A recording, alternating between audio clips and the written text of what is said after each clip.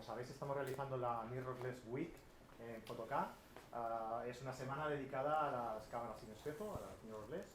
Y bueno, debido a esto estamos realizando un 10% de descuento en una gran cantidad de productos de mirrorless, ¿vale? Así que si queréis aprovechar, ya que estáis aquí, ya que habéis venido, estáis aquí, pues, pasáis por la tienda y preguntáis. También tenemos una financiación gratuita de hasta 24 meses, ¿vale? Así que vaya puso. ¿Vale? Entonces, hoy vamos a ver un poco lo que... Hoy vamos a ver, nos van a explicar José Márquez y Juan Casares, nos van a explicar un poco a todo el mundo Fuji, ¿no? Empezando por la Fuji X-T3 y las novedades que han salido en esta última edición del Photokina, ¿vale? Y así que yo os voy a dejar ya con ellos para que os comenten, ya luego al final ya habrá un turno de preguntas y podéis preguntar todo lo que queráis, ¿vale? Una cosita más, os voy a ir pasando, estamos haciendo un sorteo para todos los de los que vengáis, los que asistáis a alguna charla de esta semana, ¿vale? Estamos sorteando este tipo de aquí, ¿vale? Un Wi-Fi, una foto Wi-Fi, ¿vale?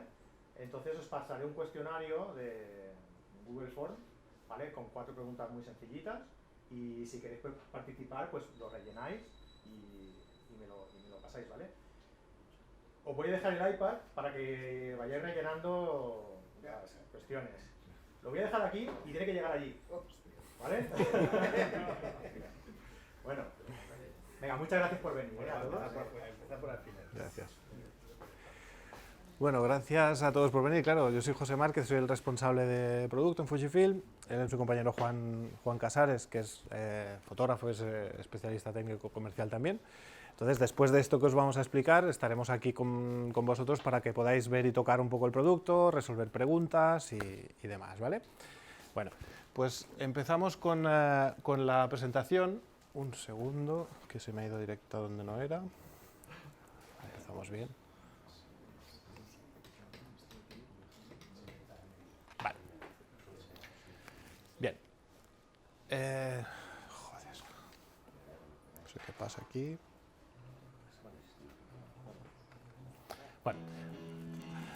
Para empezar, os quería pasar este breve vídeo que explica qué otras cosas hace Fujifilm además de la fotografía. Como imagen médica, endoscopia, ahora veréis.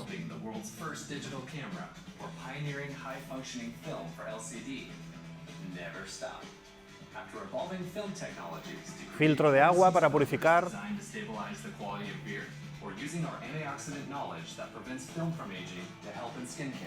Todo esto es por el conocimiento químico y físico de la película. We'll never stop advancing our industrial radiography with non-destructive testing systems to help in aeronautic and automotive safety. We'll never stop creating intelligent workplaces with AI-powered document solutions. And in the future, when you see us continue building on our history of innovations designed to help doctors quickly diagnose diseases, or leveraging our nanotechnology drug delivery expertise to help in the fight against cancer, or applying our scientific expertise to advance cell production to open up new possibilities in regenerative medicine, never stop. And we'll never stop improving the future by building on more than 80 years of experience from our research, core technologies, and innovations to help create value for everyone. Never stop. Fujifilm, value from innovation. Bueno, en resumen, que nunca paramos haciendo cosas. Bien, dicho esto, nos centramos en el tema de hoy, la fotografía, siendo la semana Mirrorless en Photocá.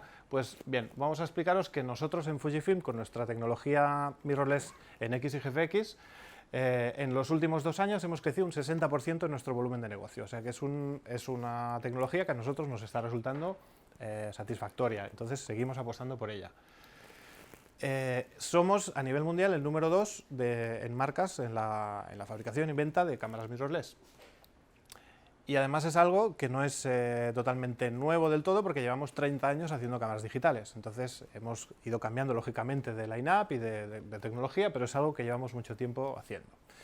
Bueno, pues la base tecnológica de Fujifilm es el conocimiento del color, del tiempo que lleva desarrollando películas y sistemas de revelado y demás, y en la fabricación de ópticas, que aunque ahora son más populares por la fotografía, es una tecnología que llevamos haciendo muchos años. 84 años trabajando sobre el color, lógicamente al principio con la tecnología analógica, pero 70 años haciendo objetivos para fotografía, para cine, para televisión, para sistemas de vigilancia, para muchos sistemas. Como ejemplo de ello, pues os quería enseñar que nosotros fabricamos una óptica 4K con 107 aumentos, que está pensada, pues lógicamente, para televisión. Y para fabricar una óptica así, la lente frontal es de 20 centímetros, es una lente enorme. Eso no es tan fácil de fabricar.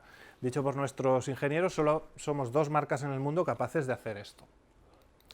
Y para que os imaginéis de la precisión que debe haber, esto tiene una tolerancia de 0,03 micras, que trasladado a un lenguaje un poco más práctico, significa que en 240 metros la desviación es de 0,08 milímetros, que es la medida de un pelo. Entonces, el ejemplo práctico es que mirando al techo de un estadio podríamos determinar la diferencia de distancia de un pelo. ¿Vale? Entonces, si somos capaces de hacer esto, pues imaginad en lentes de un tipo más comercial. Bueno, esto fue nuestro lema que lanzamos hace unos años, conseguir que la fotografía fuese más portátil, más fácil de trabajar con ella, sin renunciar a prestaciones y calidad, pero nuestro argumento era este, y lo sigue siendo, pero a partir de ahora ya entramos en otra nueva era, o sea, ya tenemos unos niveles de reconocimiento y de avance tecnológico que consideramos que entramos en otra nueva era. Nuestra facilidad, nuestra ventaja quizá, es que no tenemos ningún requisito que cumplir para sistemas antiguos. Es un sistema que está creado desde cero, tanto el sensor como las monturas, entonces no tenemos que compatibilizarlo con un montón de material que tenemos del pasado. Entonces podemos avanzar tecnológicamente sin ninguna traba. Y bien, en ese sentido apostamos claramente por 2 monturas, la montura X con sensor APS-C y la montura G con sensor de formato medio. Y no tenemos ninguna intención, es un tema muy comentado últimamente, no tenemos ninguna intención de cambiar a un formato del llamado paso universal, formato completo, sensor de 24×36.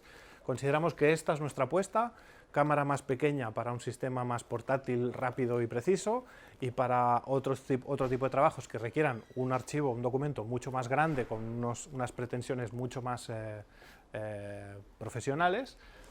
Ya hablando en cuestión de ampliaciones o de definición de algún tipo de imagen, nos vamos a la montura G. Bueno, pues en el caso de la montura X ya tenemos un recorrido. Tenemos 31 ópticas y 3 más que están presentadas, y aquí tenemos 8 cuerpos de cámara. La mayoría, algunos de ellos los tenemos aquí, y vamos a entrar un poquito más en detalle, como se indicaba hoy en la presentación, sobre todo en XT3, perdón.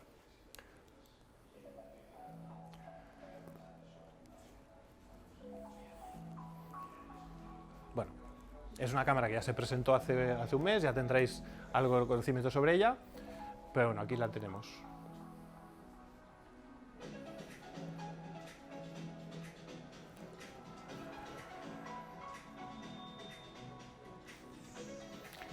Bien, la principal novedad, el sensor de 26 megas, nuevo procesador, que hace que la cámara sea mucho más rápida.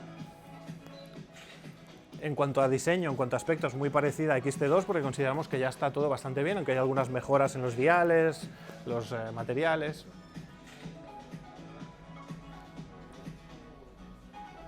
Bueno, se le añade el modo de color Chrome que tiene el sistema GFX. Todo esto pensando en disparo ya convertido en cámara. Un ajuste de tonalidad de blanco y negro, de frío a cálido, tiene 18 niveles diferentes. Control de dioptría se ha mejorado, se puede bloquear, tiene el grip opcional con 2 baterías más.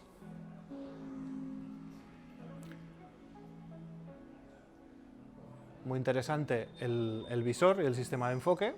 Podemos enfocar en cualquier punto del encuadre, activar el seguimiento es rapidísimo, lo podréis ver después. Y hacer hasta 30 imágenes por segundo sin blackout, eso lo veremos también con una cámara. O sea, el disparo en ráfaga es absolutamente continuo. Y el seguimiento facial y ocular también es inmediato.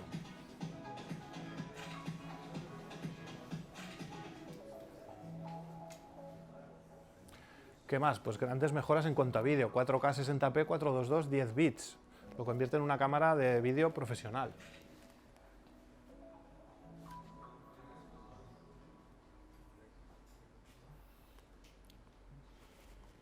Bien, pues esto es un resumen rápido con el vídeo y vamos a analizar un poquito cada punto. ¿Vale? Sería la cuarta generación de la pareja de sensor y procesador X-Trans y el sensor X-Processor. ¿Vale? En cuanto al sistema de la eficacia del autofocus se ha mejorado pues, por la capacidad de ese procesador de analizar mucha más información. El visor también es mucho más fluido, más rápido y sobre todo en ráfagas sin blackout porque lo veréis que no desaparece la imagen en ningún momento. Y además en cuanto a vídeo pues tenemos el primer modelo con sensor APS-C con 4K 60p a 10 bits. Y eso también para quien haga solo foto quizá no es tan importante, pero para quien, como suele ser habitual, tiene que hacer algo de foto y vídeo también, es muy interesante. Perdón, ¿el primer Sí. modelo de la marca o el primer modelo? El primer modelo en general que con APS-C tiene ese nivel de profundidad de prestaciones en vídeo. Había otros modelos que podían llegar hasta ahí, pero con sensores más pequeños. O si no, ya nos podemos ir a cámaras realmente profesionales de cine, entonces estamos en otro segmento totalmente distinto. ¿Vale? Bueno, y en cuanto a mejoras en general, sabéis que en Fujifilm tenemos costumbre de escuchar mucho a la opinión de la gente, trasladarlo a fábrica y hay como 15 puntos de mejora basados en la XT2, que es el modelo previo. Vale. En cuanto a esta cuarta generación de sensor y procesador, pues si partimos desde la X Pro 1 en el 2012, cogeríamos el punto de referencia de velocidad de los dos componentes. Cuando lanzamos la XT1 ya mejoramos un poco duplicando la velocidad de esta pareja de dispositivos. Con XT2 ya multiplicamos por 7, esta referencia es sobre la primera, o sea, no es que multipliquemos 7 sobre la segunda, no. Sobre X Pro 1 7 veces más rápida, pero es que ahora con XT3 estamos ante un sensor 10 veces más rápido que el de X Pro 1 y 20 veces más rápido en proceso que el X Pro 1. 10 veces más rápido, no sé qué quieres decir. La velocidad de lectura del sensor se refiere al tiempo que tarda la cámara en leer la información del sensor en cuanto a procesar ese instante de imagen. Y después ¿Transferirla al viewfinder? ¿Transferirla al sensor? no.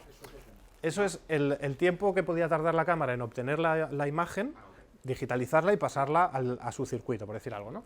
Y después lo que es capaz de hacer la cámara procesando esa imagen, o bien enfocando o haciendo otro tipo de cosas, ha mejorado hasta 20 veces respecto a la X Pro 1. O sea, es una cosa que lo podréis percibir si ya sois usuarios de otros modelos o incluso si no sois usuarios de mirrorless o de Fuji, veréis que con la cámara en las manos es todo súper fluido. O sea, la imagen en el visor, las ráfagas, los menús, la grabación, el buffer, todo es muy rápido. Bien, y esto es otro resumen de mejoras, que en este caso subimos 2 megapíxeles el sensor, no subimos gran cantidad de megapíxeles, pero mejoramos mucho más en velocidad y en calidad de la imagen, no solo en cantidad. Tenemos muchísimos más píxeles de detección de fase, con lo cual mejoramos la precisión en el enfoque, incluso podemos llegar a enfocar con menos luz que antes. Se mejora el efecto rolling shutter, mejoramos la capacidad de vídeo, menos consumo de energía. Todo esto son una serie de cosas que el procesador le ayuda a hacer. Bueno, en cuanto al procesador, pues el proceso es 3 veces más rápido porque es un procesador nuevo. También tenemos ciertas capacidades que no teníamos antes y que tiene la GFX. Y, por ejemplo, otra cosa interesante en vídeo es que trabajamos ya con el códec H265, con una salida de vídeo muy profesional, y el Hybrid Lock Gamma es una cosa que se está desarrollando para la próxima actualización de firmware para poder hacer una especie de HDR, es una cosa intermedia entre un vídeo convertido y comprimido y un F-Lock. Es una cosa intermedia que también está disponible en los grabadores externos. Todas estas mejoras son gracias a este nuevo procesador. Y en definitiva, si vamos a la práctica, pues consideramos que con una cámara APS-C pues, podemos lograr imágenes en cualquier campo y además la calidad de estas imágenes pues es totalmente adecuada para uso profesional. Si cogemos un detalle de alguna de las zonas, aquí lógicamente el proyector no se ve igual de bien, pero es algo que con archivos de muestra lo podéis comprobar. Estamos hablando de una imagen de 26 megas, pero que tenemos detalle suficiente. Bueno, aquí sería otra zona que si nos fijamos en una zona un poco intermedia de luces y sombras en cuanto a rango dinámico, pues para la mayoría de aplicaciones es bastante difícil ver la diferencia entre una XT3 con sus 26 megas, una cámara mirrorless también de muchos más megas o incluso una reflex de 45. O sea, para la mayoría de trabajos es más que suficiente a nivel profesional una PSC. Bueno, otras mejoras en cuanto a calidad, mejoras cualitativas de este sensor es que ahora es de tecnología BSI, que sería que, si veis aquí, el cableado, que esto de aquí es una sección, en lugar de estar entre las microlentes y los fotodiodos, está por detrás, con lo cual los fotodiodos pueden estar más juntos, la luz puede entrar con un ángulo mayor y eso redunda en mejora en la calidad de imagen. Bien, más imágenes de muestra, también con gran rango dinámico.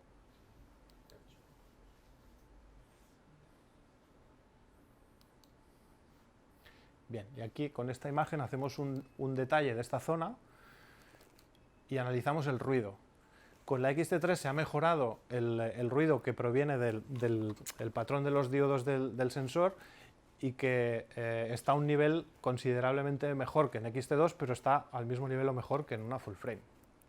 Entonces, luego seguiremos con más criterios, con más cosas que analizar, pero veremos cómo, aunque en algunos casos una full frame puede tener algunas ventajas, veremos si son o no son correspondientes a su volumen, precio y peso. Bien, más imágenes.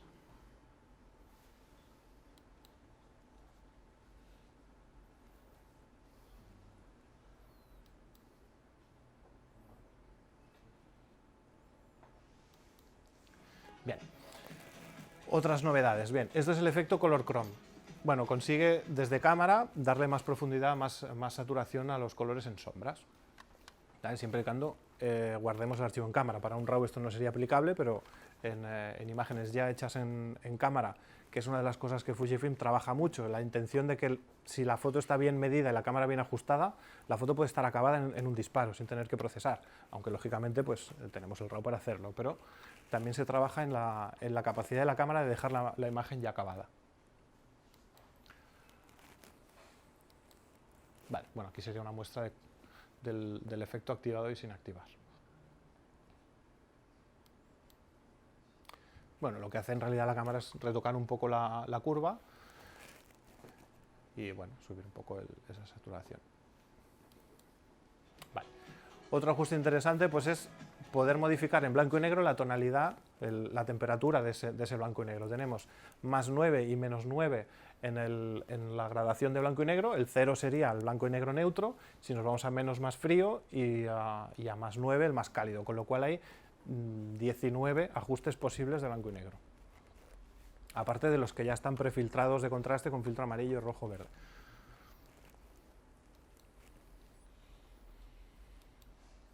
Vale, bueno, esto sería una decisión de todas, pues por ejemplo el más 2, con este todo un poquito cálido. Bien, el autofocus, una cosa que ha mejorado muchísimo. Esto es una simulación de lo que se ve por el visor de la cámara. Podemos enfocar en el 100% del encuadre y activando el seguimiento del enfoque, pues nos olvidamos bastante de dónde hay que enfocar. No hay que usar solo las zonas centrales, sino que en mirrorless tenemos esa ventaja, podemos enfocar en cualquier punto. Bien, esto es una muestra de cómo definir un punto donde queremos encuadrar. La cámara, en cuanto coge el sujeto que se mueve, además hay distintas maneras de ajustarlo, hasta 5 ajustes diferentes si el sujeto se mueve de manera constante, o si acelera súbitamente o aparece en el encuadre. Todo esto es ajustable. Bueno, esto lo pasan un poco rápido porque esa es una manera de explicar con puntos de color cómo están ordenados los filtros de color en un sensor X-Trans y cómo se han incrementado la cantidad de puntos que son encargados de medir el enfoque Y todo esto es gracias también al procesador, porque toda esta cantidad de información se tiene que medir de una manera instantánea antes de disparar. Con esto conseguimos enfocar hasta un valor de -3 de valor de exposición. Podéis incluso, ahora mismo quizás de muy poco, ¿no? Pero cuando después lo probáis, veréis como incluso en las condiciones de esta sala y con poca luz se puede enfocar bien. Bueno, estos son unas muestras, veis aquí también la capacidad de rango dinámico entre esta zona y esta, como también reproduce muy bien. Vale. ¿Y todo esto es gracias a qué? Pues que en una XT2, cogiéndola como referencia, en un instante de tiempo de enfoque se analizaban 60 datos y ahora se analizan 240, o sea, 4 veces más información es capaz de manejar la cámara en el instante que enfocamos. Eso le da muchísima más velocidad. Los datos que la cámara maneja, pues por ejemplo, hace una lectura independiente, puntual, que va bien para una textura muy fina en las que a veces las cámaras les cuesta enfocar. En esto se ha mejorado. En una situación de bajo contraste, pues hace una lectura horizontal de los píxeles.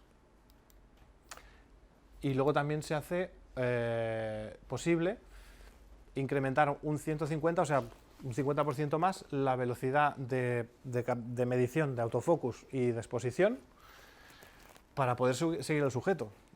Entonces no hay diferencias de medida de enfoque y de luz si el sujeto se está moviendo muy rápido porque la cámara responde. Vale. En resumen, y respecto a modelos anteriores, pues se ha mejorado mucho más el ratio de acierto en situaciones complicadas de poco contraste, o cuando hay un contraluz, o cuando realmente es complicado enfocar.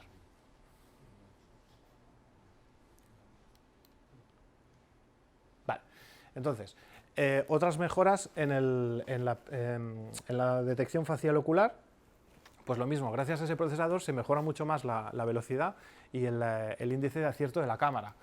Aquí en este vídeo veréis como enfocando a su cara, la chica se da la vuelta, cuando vuelve a darse la vuelta, vuelve a detectar su cara y el ojo rápidamente, aunque la zona de enfoque esté en la otra punta del encuadre.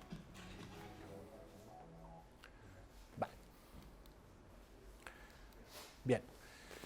Después, en cuanto al visor y el disparo en ráfaga, pues bueno, tenemos un visor de 3,69 millones de puntos en resolución. Al mirar a través de él veréis como las sensaciones de visor óptico prácticamente.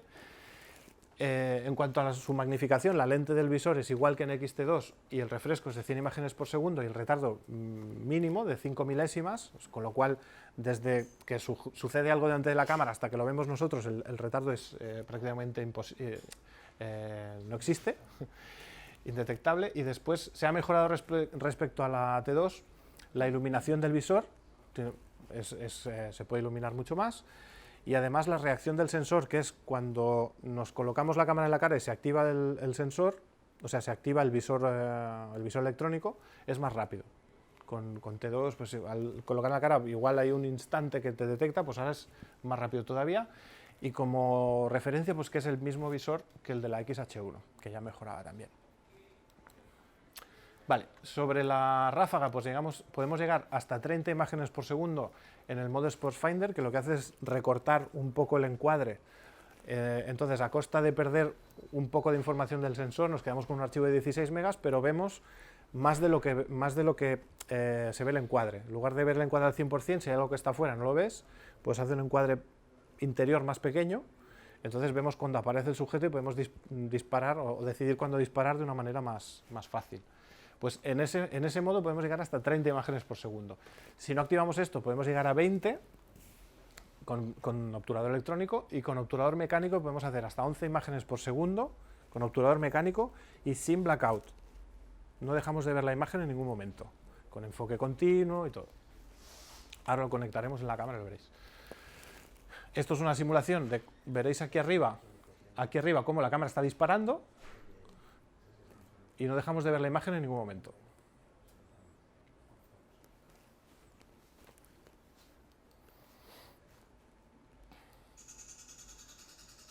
Este sonido que se escucha es un sonido falso que hace la cámara para saber que estás disparando. Se puede activar o desactivar. pero hay quien incluso lo puede querer activarlo porque si no, no sabéis si está disparando, porque está la cámara haciendo imágenes continuamente y ni te enteras. Vale. Bueno, este es un resumen de la capacidad de acierto en disparo continuo, porque claro, además de hacer esa ráfaga, la cámara tiene que reenfocar si el sujeto se mueve. Bien, pues respecto a XT2, igualamos la misma velocidad pero sin grip, o sea que directamente sin el grip ya tenemos la misma velocidad, y con obturador electrónico que no tiene que abrir y cerrar mecánicamente, pues esto acierta todavía más. Bueno, aquí estamos hablando de disparo continuo y en sala oscura, o sea, en una situación lo más difícil posible. Vale, en cuanto a diseño y manejo de la cámara, pues antes de explicar algunos detalles sobre los controles, pues algo en lo que Fujifilm insiste mucho y es en mantener esa montura de sensor APS-C, es en la conveniencia y el equilibrio del sistema. Tenemos una cámara relativamente pequeña comparada con otros sistemas que pesa poco más de 500 gramos. Pero si solo analizamos el sistema por el tamaño del cuerpo de la cámara, pues es un análisis incompleto. Si cogemos como referencia un equipo, podemos decir, habitual de trabajo, que sería un 56-1.2, que es un objetivo corto de retrato. Sabéis que con APS-C hay que multiplicar por 1,5 para la referencia de 35. Un 16-55, que sería con un 24-70, 2.8, y un 50-140, 2.8. ¿Vale? Todo este sistema, todo este equipo, que es un equipo bastante completo, estaríamos hablando de 2,5 kilos, que cabría en una bolsa relativamente pequeña. O sea, sería esta cámara, el 16-50, no, este es el 8-16, el 16-55 y el 50-140, que es un telecorto. Bueno, un telecorto, no es tan corto, pero es por la distancia que tiene, ¿vale? Estamos hablando de 2,6 kilos. Vale, pues si cogemos un cuerpo de cámara full frame y 3 objetivos equivalentes a estos en distancia focal y luminosidad, nos vamos a 3,8 kilos. Eso es importante, al cabo de, si tienes que hacer un trabajo que implica estar andando o estar esperando, todo eso al cabo del día es un peso importante. Nos ahorramos 1,2 kilos, con lo cual podemos añadir más ópticas o simplemente ir más ligeros, ¿vale? Esto sería la parte en cuanto a volumen y peso, pero vamos a ir un poquito más allá. Si analizamos un poquito más lo que sería el volumen, que sería lo que ocuparía en una bolsa, esta comparación que hemos hecho ocuparía un 73% de lo que ocuparía un equipo full frame. Insisto, con la misma luminosidad en objetivos. Si hablamos de peso sería un 68%. Pero es que si hablamos de precio, estamos hablando de la mitad. Con un cuerpo y 3 objetivos, la misma comparativa en cuanto a distancia focal y luminosidad sería la mitad. O sea, 5.300 euros que nos ahorramos para comprar más objetivos o incluso por un poco más para tener una cámara de formato medio. Entonces, realmente las ventajas que puede tener un sistema full frame son el doble, como para ahorrarse la mitad en presupuesto. Eso es algo que hay que plantearse. Por eso nosotros hablamos de nuestro sistema como el más equilibrado. Bien, seguimos con las cuestiones de diseño. Pues está disponible desde el inicio en plateado y en negro por el mismo precio. Bueno, en cuanto a diseño, entendemos que la serie XT pues, ha sido bastante satisfactorio y ha habido algunas mejoras en cuanto a diseño, pero básicamente la estética es igual. Pues bueno, hay algunas cosas que hemos ido aprendiendo, por ejemplo, que hay ahora un bloqueo en el sistema de ajuste de dioptrías, se estira hacia afuera, se gira, se empuja y se queda bloqueado para nuestro ajuste de dioptrías. Después, en el modo de vídeo, por ejemplo, muy útil, se puede activar una pantalla táctil con el control total de la cámara. Aquí podemos usar todos los controles en la pantalla táctil. ¿Solo en modo vídeo? Bueno, claro, está pensado sobre todo para modo vídeo, porque así no hay que hacer los clics en los diales. Si estuviera usándose el micrófono interno, se escucharían los clics. Pero de esa manera se pueden usar ajustes táctiles. Después tenemos la toma de auriculares en el body, ya no es como antes que estaba en el grip. Entonces se puede grabar vídeo con los auriculares directamente. Tenemos el jack de 3,5, compatible con todo tipo de micrófonos. Y después una cosa muy interesante es que la tapita que va aquí cerrando los conectores, es extraíble. Se puede, una vez abierta, deslizar una patilla y se quita. Entonces está libre para conectar los cables y una vez acabado el trabajo, pues se puede volver a colocar la tapa y se cierra. ¿Pierde el sellado cuando quitas la tapa? Sí. Si abres la tapa, quedan expuestos los orificios de los jacks y del conector USB. Tenemos el mismo problema que con la XT1 y la XT2. Te vas a hacer montaña con el Sí. cuerpo sellado, Sí. en cuanto montas el disparador pierdes el sellado.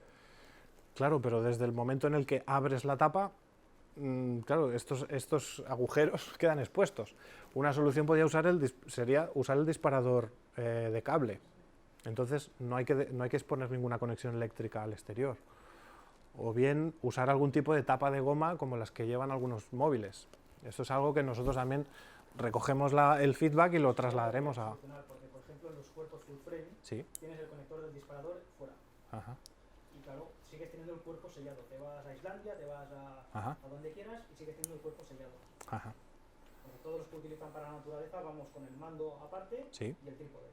Y en el momento en que abres la tapa, pierdes Vale, el vale. sellado. Te quedas- Sí, sí, claro, claro. te quedas, Entonces, bueno, es una mejora ha sido poder sacar la tapa para que no moleste. Otra mejora que recogemos el comentario sería poder tapar todo esto o que el conector, el disparador estuviera en otro conector totalmente aparte. Sí. De hecho, esto es algo que ya ocurre en otros modelos, como explicaré luego, pero en este caso, en la T3, no es así. Pero bueno, está bien el comentario. Vale. Bien, esto es, como veis, extraíble. El conector de USB pasa a ser USB-C, con los conectores actuales, y el conector de salida micro HDMI. Vale, sobre el grip, pues da una capacidad de mejor agarre en horizontal o sobre todo para vertical, para ópticas grandes. Da la posibilidad de colocar 2 baterías más, con lo cual serían 3 baterías y tendríamos una autonomía de más de 1000 disparos. Todo esto, ya sabéis, es variable, depende del uso que se haga el autofocus, el visionado de las fotos. Hay quien hace muchísimas más, pero es un tipo de dato que se da siguiendo una normativa de los fabricantes en base, pues, a un uso intermedio. Sí. Comparado con la T2, la duración de la batería, Es un poquito mejor. Sí, el consumo de batería es un poco mejor en T3 que en T2. Ahora, las baterías siguen siendo las mismas. Es algo que para algunas cosas puede ser incómodo porque quizás son muy pequeñas y hay que llevar muchas, pero gracias a eso también las baterías son económicas y sirven para todos los cuerpos. La misma batería sirve para todas las cámaras Fuji ahora mismo. y el cargador nuevo todavía no ha salido, ¿no? Que se había hablado que había un cargador nuevo para las mismas baterías que las haría más... El BCW126S. Sí, ¿no? No ha salido, ¿no? Está a punto de salir.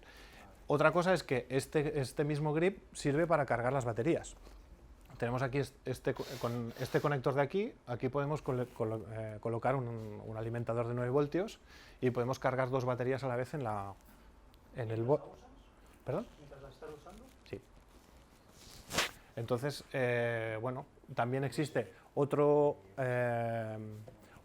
accesorio que es una batería que se coloca en el lugar de la batería normal con un cable al que se puede conectar el alimentador de 9 voltios y puedes dejarlo ahí. Exacto, sí. Mi pregunta era si el grip agrega más fotogramas por segundo al obturador mecánico. No, en este caso no es como en T2. En la T3 lo que facilita el grip es que no haya cortes cuando se agota la batería grabando vídeo, que eso en la T2 no pasaba. Con la T3, si se agota una de las baterías y estás grabando vídeo, sigue alimentando la otra y no hay una pausa. O cuando estás haciendo ráfagas también. O sea que el power boost que tenía antes no está más. No. ¿Está sellado el grip? Sí. Sí, cuando se usa el grip con cámara, lógicamente tiene algunas tapas que deben estar cerradas, pero cuando está colocado en cámara está sellado. Y también con la cámara lo es, por supuesto, y los objetivos WR también lo son. Vale. ¿Qué más? Bueno, rendimiento. Pues aquí vamos a parar a lo que nos preguntabas. Mejoramos la autonomía respecto a la T2 un 15%. ¿Vale? Sí que mejora, no está el modo Power Boost como nos decías, pero sí que un poco, algo sí que mejora, pero no es tan considerable como en T2.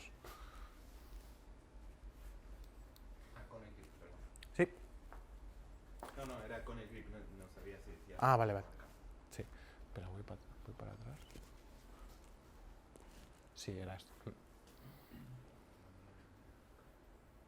Vale, bueno, y algunos otros factores como, bueno, son referentes más bien a la ergonomía del diseño en sí, la colocación de los botones y sus materiales, pero bueno,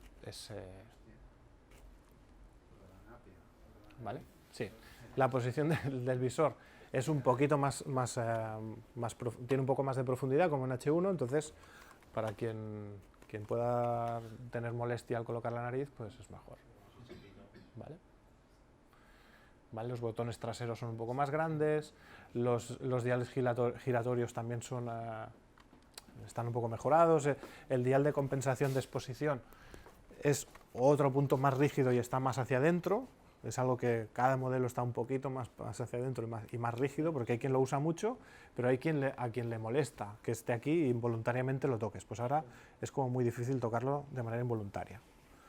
¿Vale? Los botones traseros son un poquito más grandes, con más profundidad, pero bueno.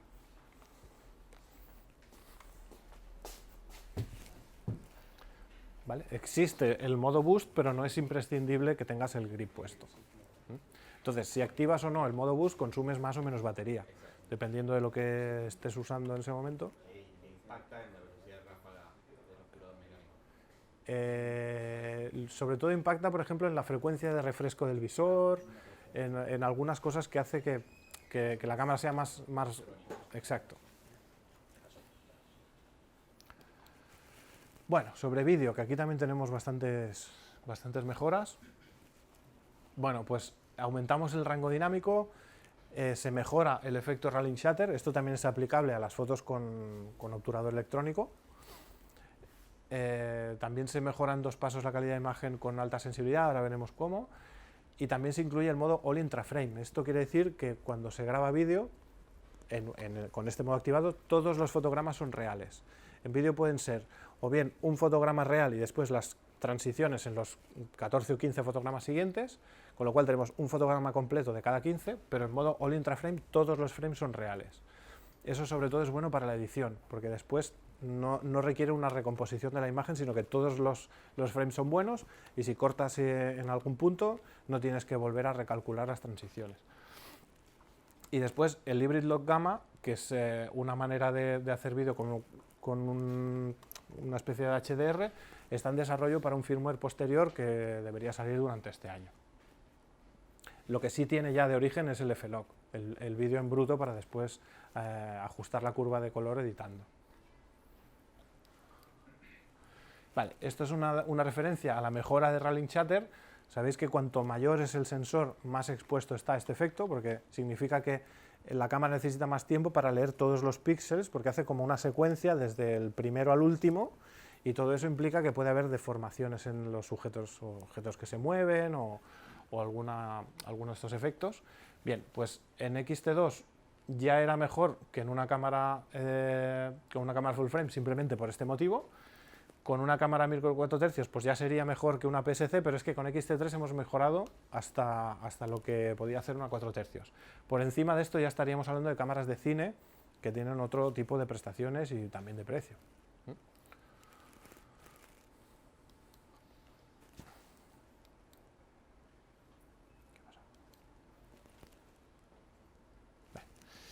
Bueno, más mejoras en vídeo. Pues con alta sensibilidad se mejora gracias a un sistema de corrección que ahora veremos. Podemos mejorar con este proceso entre frames y después por la reducción de ruido en 4K. Todo esto es gracias a un algoritmo nuevo que trata la luz y el color por separado para conseguir ese cuadro JPG. Esto es un cuadrito muy pequeño, pero bueno, algo de diferencia ya se ve en cuanto al tratamiento de ruido en sensibilidad alta.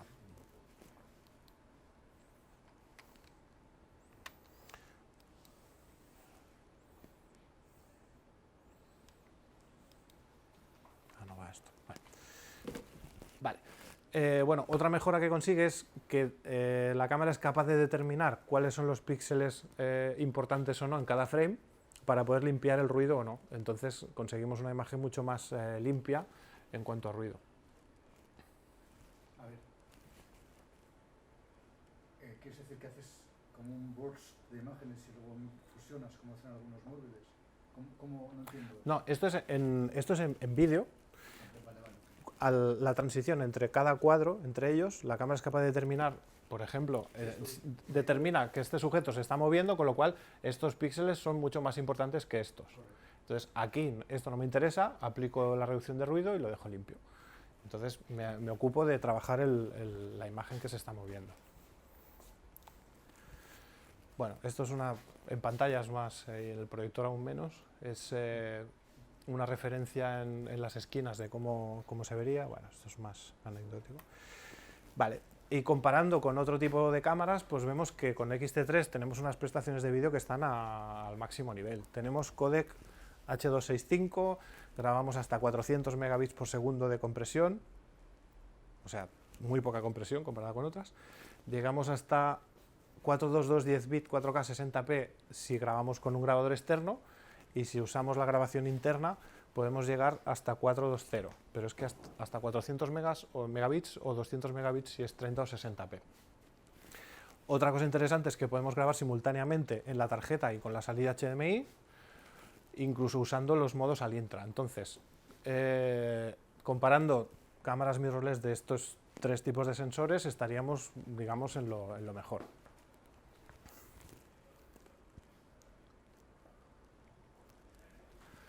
Vale, entonces ahora tenemos, respecto a T2, por ejemplo, tenemos la inclusión de la simulación de película eterna en la cámara, el seguimiento de enfoque continuo, facial y ocular en vídeo. En vídeo el seguimiento de enfoque funciona muy bien, incluso nos comentado para nosotros comprobadores videógrafos con la T3 nos han dicho que se han sorprendido. Y después tenemos esta disponibilidad de grabación interna dependiendo de los ajustes. O sea, tenemos hasta DCI 4K, que es aquel formato, en lugar de 16:9, 17:9. Es 4K real, el de cine, no es el Ultra HD de televisión. ¿Vale? Y después tenemos la posibilidad de usar el Zebra, algo muy demandado en vídeo. Y estas limitaciones sabréis que son las habituales de cámara fotográfica. 29, o sea, 30, justo antes de 30 minutos. Esto no es una limitación técnica, es una limitación legal, por decirlo de alguna manera. Si grabase más de 30 minutos, se consideraría una cámara de vídeo y estaría sujeta a otro tipo de reglamentación. ¿En la XTNF se va a poner eterna? Pues no sabría decirlo. En algún otro modelo se puede haber considerado, pero es algo que, bueno, es cuestión de desarrollos próximos de firmware. Ahora mismo los ingenieros están más volcados en estos nuevos modelos, pero ya sabéis que con el tiempo se van añadiendo cosas. Vale, otra gran mejora es la precisión del enfoque continuo. Aquí a la derecha veis una X-T2, como la cámara duda un poco, hace un poco un vaivén que no sabe bien dónde enfocar, y con la T3 se queda más estable. ¿Vale? Entonces, al final el enfoque que tienes es el correcto. Y para que os hagáis una idea de que es una cámara que se está teniendo en serio, pues se ha hecho una prueba con ella por este director de fotografía en Hollywood, que ha tenido, bueno, ha dirigido estas películas como Iron Man, Cisne Negro, Mother y muchas más. Ha presentado este corto, del que os voy a pasar un tráiler, hecho con X-T3.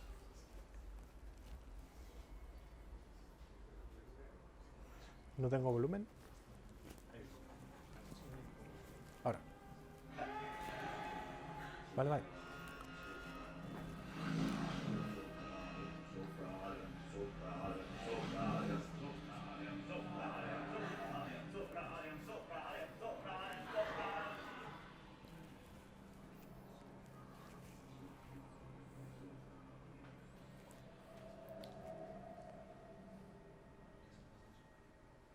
Bueno, es solo un tráiler, es una referencia para que veáis que hay ya videógrafos y cinematógrafos que se toman en serio una cámara como la nuestra, que además es posible usar con ópticas pensadas para cine, con ópticas de control totalmente manual, que mantienen el plano focal, o sea, el enfoque aunque se mueva el zoom, que no respiran, o sea, que no cambian el tamaño de imagen aunque cambies el zoom ni el enfoque, con todo tipo de controles mecánicos exteriores, o sea que es una opción de expansión de vídeo profesional y cinematografía muy importante.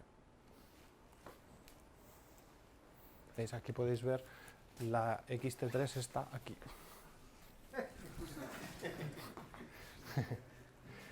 Claro, es un poco, claro, puede ser un poco extraño, pero imaginad si todo el sistema es tan grande, todo lo que se puede ir reduciendo, pues mucho mejor. Gracias a estos sistemas también las cámaras se pueden colocar en cualquier sitio.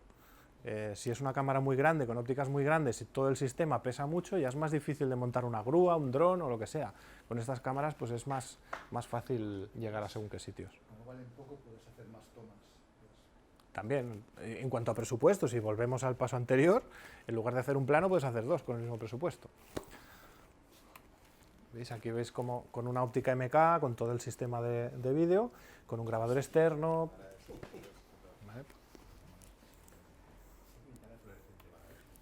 Bueno, y como resumen de la capacidad de estas ópticas, pues el focus shift, pues es, si cambiamos el zoom, el enfoque se mantiene en el mismo punto. El breathing es que cuando enfocamos el tamaño de la imagen no cambia, y después que tampoco cambia el eje. O sea, si estamos en tele o en angular y cambiamos, el centro es el centro, no hay un desvío, que eso es algo habitual en las ópticas fotográficas zoom. Y después, en cuanto a los controles exteriores, pues son totalmente cinematográficos. El iris ya no es un diafragma con clic, sino que es totalmente progresivo. Los engranajes son un estándar de ese tipo de montajes. Y el ángulo de rotación del foco es de 200 grados, o sea, la distancia es exactamente la necesaria. Esas son las ópticas de cine o de vídeo profesional, las MK.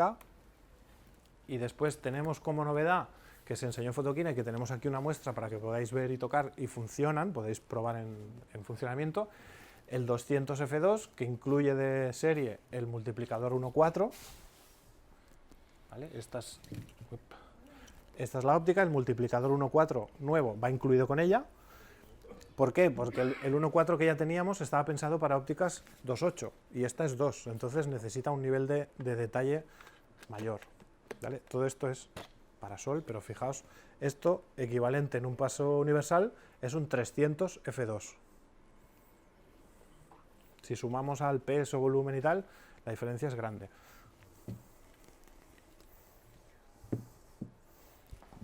Y después el 8-16, que es la óptica más angular que tendremos, que es este, que equivale pues a un 12-24 aproximadamente.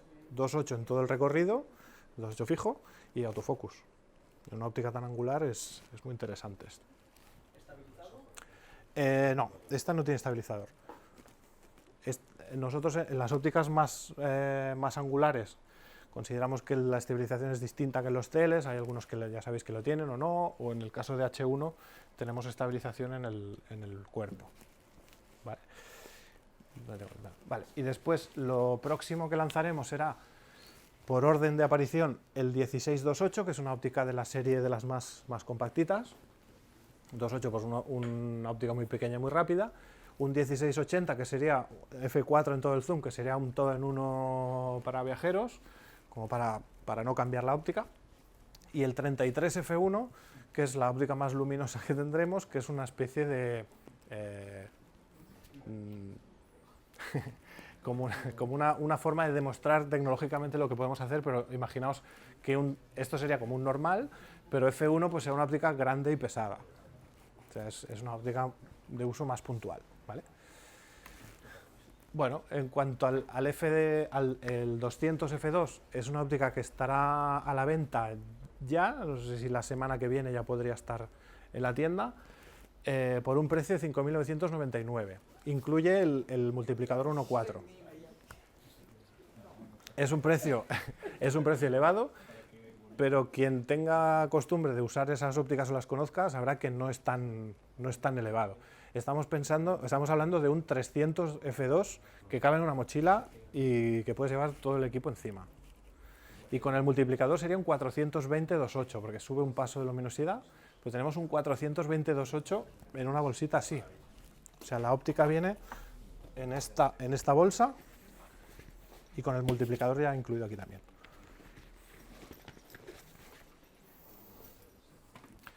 Vale. Y después tenemos el 8-16, que este estará a la venta a finales de noviembre por 1.999. 1999, 2.000 euros. Vale, con lo cual estamos hablando ya de 31 ópticas y 3 más que vienen. Y aquí vemos cómo ya tenemos, bueno, aquí no se ve muy bien en esta imagen, pero ya tenemos cubierto desde 12 milímetros hasta, con un 100-400 los multiplicadores, hasta 1200 milímetros. O sea que es un sistema que ya consideramos totalmente consolidado. Bien, sobre XT3, que es el modelo que estábamos tocando ahora, pues tenemos como accesorios el grip, tenemos un extra grip de metal para darle un poquito más de agarre, la cobertura de funda, este es el cargador que me comentabas antes, y el kit de tapitas y el disparador, que en este caso ha cambiado y ahora siempre va con un jack de 2,5, o sea que es válido para nuestra cámara o para cualquier otra. ¿Ya no se usa el micro USB para hacer el disparador? No, como ya tiene el micro, en la entrada de micro de 3,5, Ya no sale el menú, exacto, ya no tienes que seleccionar si quieres usar el micro o el disparador. Ahora, el disparador va por el conector de 2,5, el micro por el de 3,5, y ya está. Vale. Bien, y esto es el firmware que tendremos con T3 para hacerla compatible con este sistema de vídeo HDR que está en desarrollo. ¿Vale? Bueno, pues también para ilustrar un poco todo esto que os estoy explicando, os voy a enseñar un vídeo que ha hecho Juan Fernández, un fotógrafo de surf, que ha probado tanto T3 como el 200, y veréis un poco su trabajo y su opinión.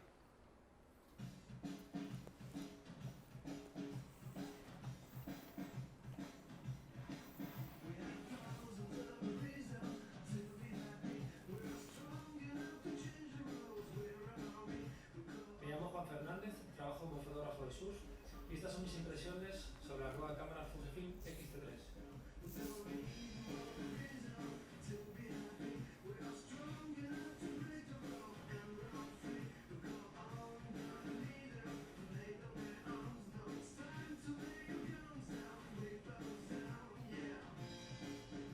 La fotografía de deportes y de surf en particular exige una velocidad de enfoque súper rápida y un foco muy preciso. Y con esta cámara he podido comprobar un rendimiento fantástico tanto en foco como en rapidez. Uno de los problemas que me encontraba en la fotografía de surfing era que cuando disparaba secuencias largas la cámara tardaba en responder. Sin embargo, con el procesador de la X-T3 puedo disparar ráfagas muy largas sin tener problemas de carga de imágenes en el buffer, ya sea con el obturador mecánico o con el obturador electrónico.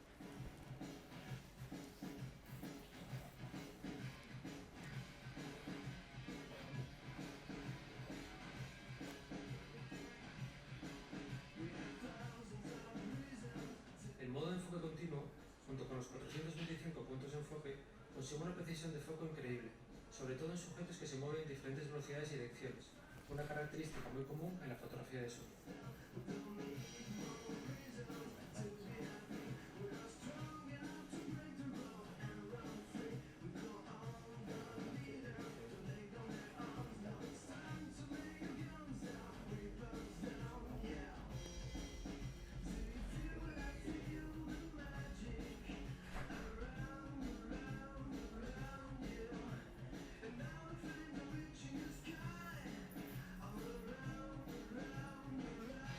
El vídeo también está hecho con la T3.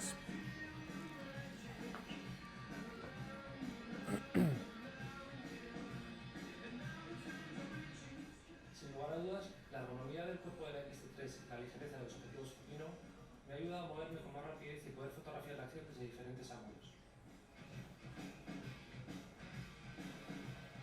Otra de las ventajas que más me ha llamado la atención es la nitidez de las imágenes y la profundidad de color RAW de los archivos originales. Normalmente trabajo en la costa con luces duras o contrastes muy fuertes, y el rango dinámico que ofrece la nueva X-T3 es capaz de captar matices y detalle tanto en sombras como en altas luces.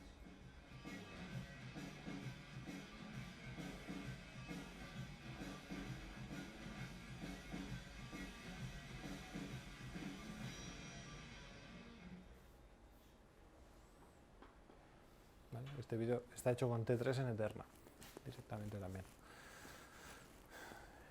Bien.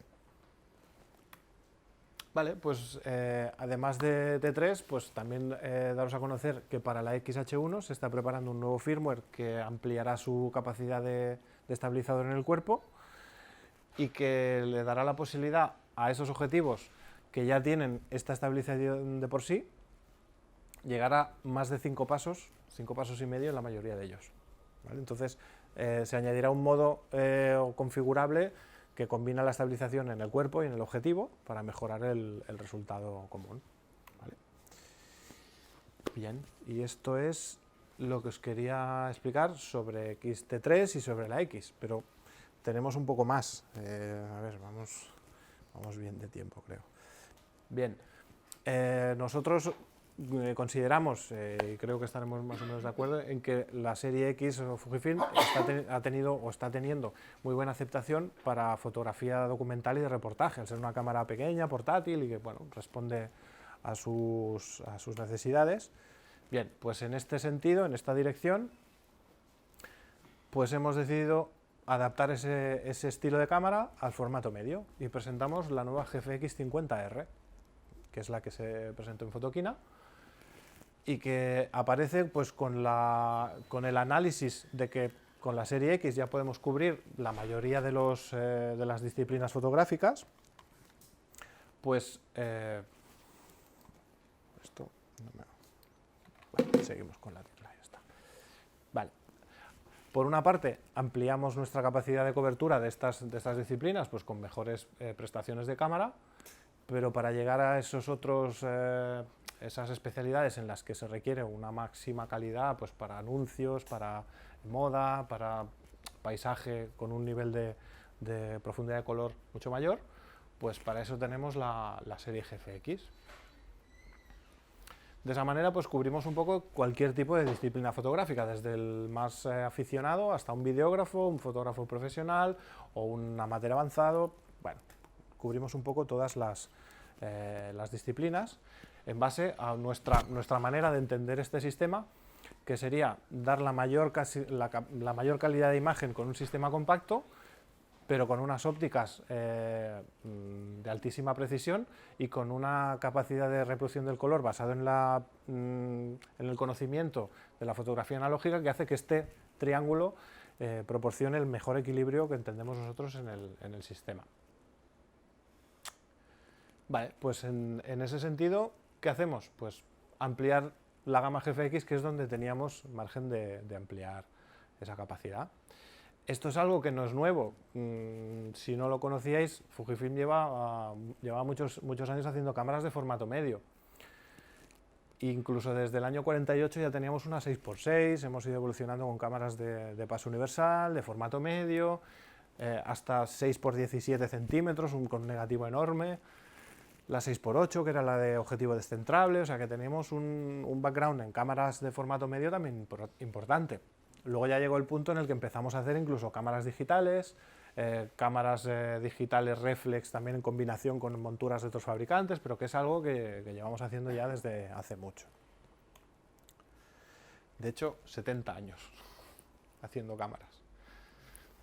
Bien, entonces llegó el momento en el que Fujifilm decidió lanzar una cámara de un formato un poco más atrevido, que fue la X100, y de la que ya tenemos 4 versiones. Ya vamos por la X100F, manteniendo más o menos ese diseño que ha funcionado muy bien, como cámara de estilo telemétrica, de visor de campo. Una vez esta cámara pues, fue bien aceptada, pues se decidió lanzar la X Pro, con objetivo intercambiable, con el mismo concepto de visor lateral, con visor híbrido y ese estilo de cámara telemétrica. También se abrió esa gama pues, hacia otra un poquito más compacta y más económica, pero con también altas prestaciones, y el visor electrónico, que es la XE. Y a partir de toda esta línea, pues la evolución natural es la GFX 50R, que es la cámara de formato medio, pero con el visor lateral y ese estilo de cámara telemétrica o de cámara de formato medio que ya hicimos, o que recuerda a cámaras como la Mamilla 7 o alguna de estas tan populares, ¿vale? Bien, pues aquí vemos también un poco sobre el terreno, pues lo que facilita usar un tipo de cámara así, que aunque sea de formato medio y lógicamente es más grande que una de las cámaras APS-C o prácticamente igual que una full frame, pero con un formato medio. esto, a ver si los arreglo porque me está dando por culo. Vale. Bien, entonces la primera pregunta, pues ¿qué diferencias hay con la 50S que ya existía? No, pues bueno, básicamente el diseño de cámara, porque el sensor y el proceso es el mismo, pero veis que son dos conceptos diferentes. Esto no va. Bueno, la GFX50R pues es un estilo más de cámara de campo, más ligera, un poquito más estrecha para ópticas más pequeñas, más compactas, y la 50S pues está más pensada pues para ópticas más grandes, con un agarre mayor, se le pueden poner más accesorios, el visor se puede extraer, se pueden añadir piezas que lo orientan, o sea que es son dos líneas que funcionan en paralelo, no es una cámara que sustituya a la otra. Para poder ver un poco qué es lo que la 50R... Bueno, ¿qué ha pasado aquí? No, un momento, que aquí me ha saltado esto. Vale. Voy a apagar porque esto me salta de una manera que no... Vale, bueno, pues esto es en resumen cómo es. 775 gramos el cuerpo. Aquí os la enseño con un 63. Bueno, lógicamente es un poco más grande que las otras, pero no es excesivamente grande. Porque tenemos aquí un sensor de 4 por 3 centímetros y de 50 megapíxeles. Pero es una cámara que puedes llevar colgada y no es enorme ni pesada. ¿Vale? Tenemos prácticamente las mismas funciones que con GFX 50, pero tenemos el visor lateral, es un poquito más pequeño, pero de la misma resolución. Y también una cosa muy interesante que presentamos con ella es la compatibilidad con Capture One, algo que hasta ahora no estaba disponible con GFX 50S, con la 50R y con toda la gama X ya está disponible el software Capture One. Vale, se puede usar también un modo que se puede hacer por firmware con la 50S de usar un recorte central del sensor como si fuera una full frame, con lo cual sería posible con adaptadores usar ópticas existentes de full frame. Gracias a ser mirrorless, aquí se puede conectar lo que quieras. Si mecánicamente se puede adaptar, estamos viendo en el sensor lo que la cámara ve, por lo tanto es cuestión de medir la luz y disparar. No hace falta un sistema complejo de premedida antes de abrir el espejo y el obturador. O sea que funciona con cualquier objetivo que sea capaz de resolver esa resolución de 50 megas, claro.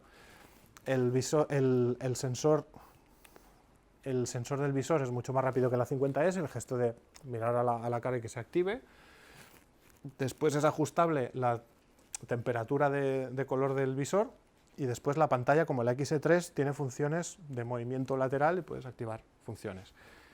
Algo que es muy interesante también es Bluetooth y Wi-Fi para poder comunicar con el teléfono, o bien para enviar algunas fotos o para controlar la cámara. Y también teniendo esa opción de Bluetooth, pues el firmware se puede actualizar descargando la versión desde el teléfono. ¿Vale?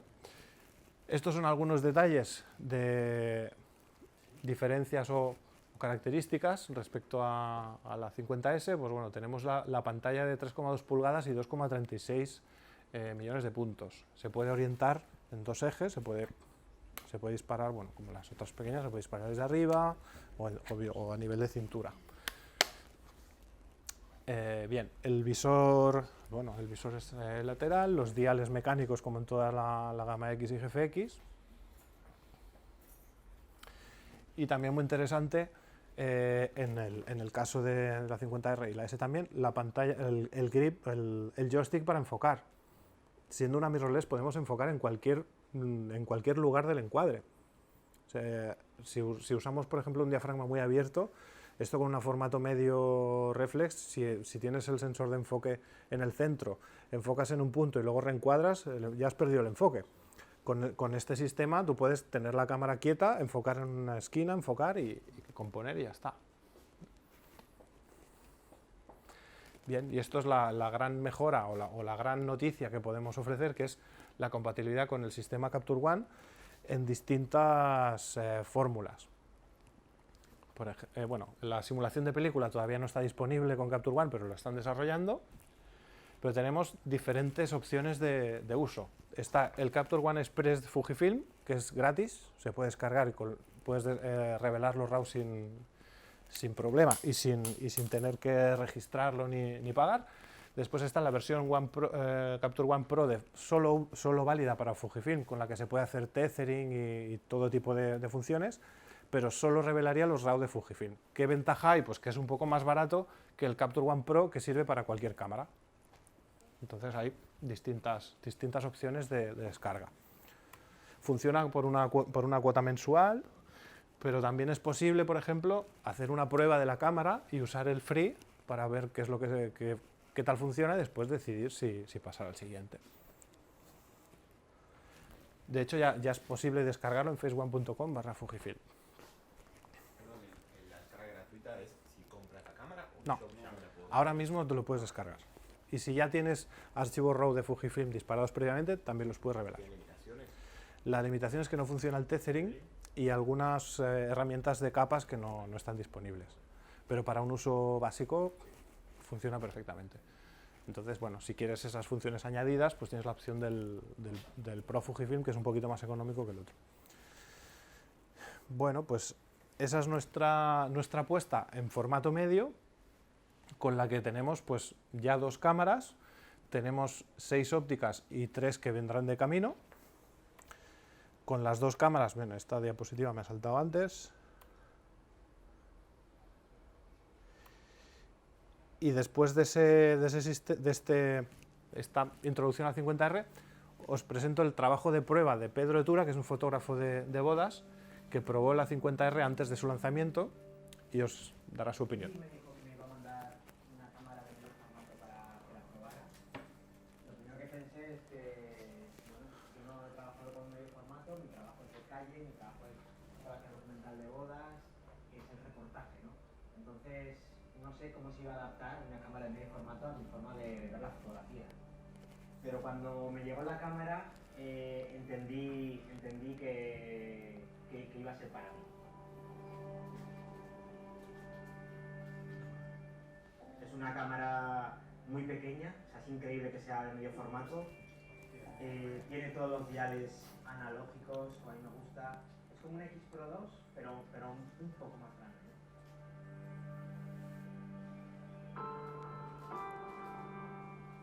Y luego para mí un valor fundamental es que tenga visor electrónico lateral, ¿no? Me resulta mucho más cómodo porque no se me pega la nariz a la cámara. Y también me sirve para anticiparme a la acción que va a ocurrir dentro del visor, dentro del encuadre. El ojo izquierdo lo tengo liberado, entonces puedo anticiparme pues si va a ocurrir algo dentro.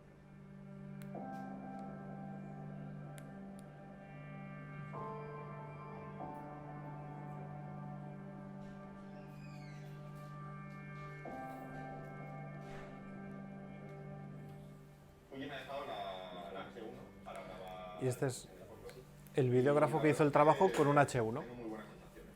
Lo que más me ha gustado ha sido el visor electrónico, poder ver en cualquier situación con esta claridad, con el nivel de detalle que tiene. Me gusta también mucho de Fuji el detalle de que el diafragma esté en el objetivo, porque es muy cómodo.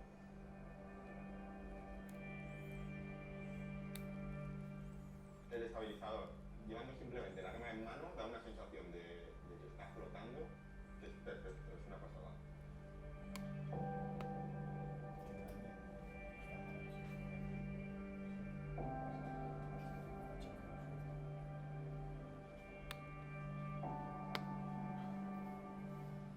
O sea, yo no salgo de casa sin cámara, porque voy en una bolsa pequeña y mi cámara, ¿no? Entonces hasta podría llevarme esta cámara y ese medio formato. Entonces me parece que han acertado de lleno.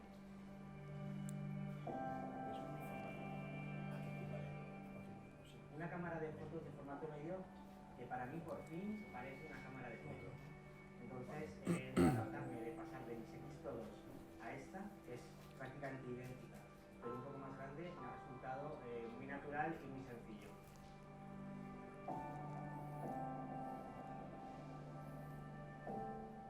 Así que creo que va a ser una compañera perfecta para mi fotografía documental de bodas.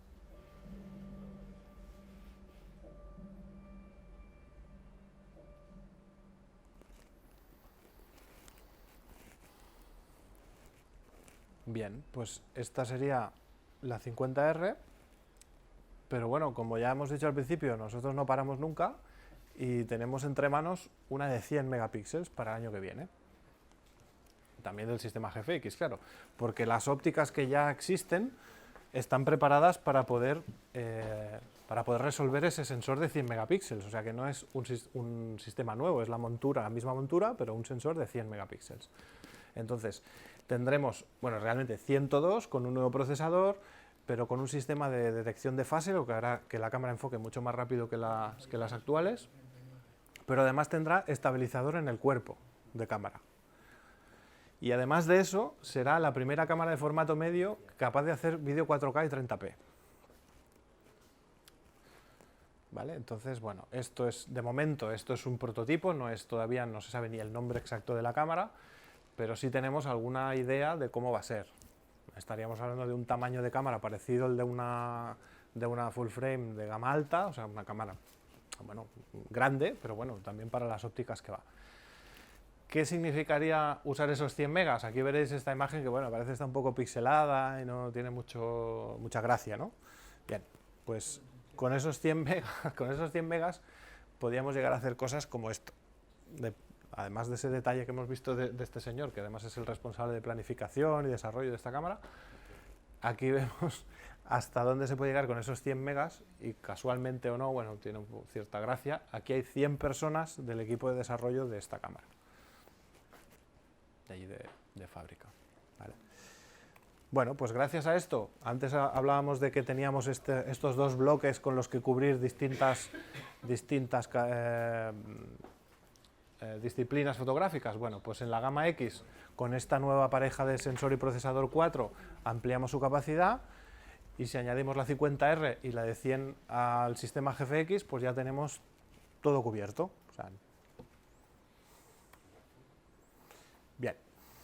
Bueno, pues esa nueva cámara de 100 megas, pues tendremos 102 megapíxeles, tendremos Face Detection, detección de fase en todo el sensor, y estabilizador en el cuerpo, y capacidad de hacer vídeo 4K. Esto sería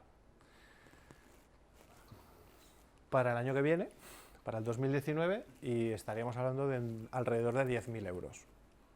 Es una cámara que, bueno, ya os imagináis que es de prestaciones...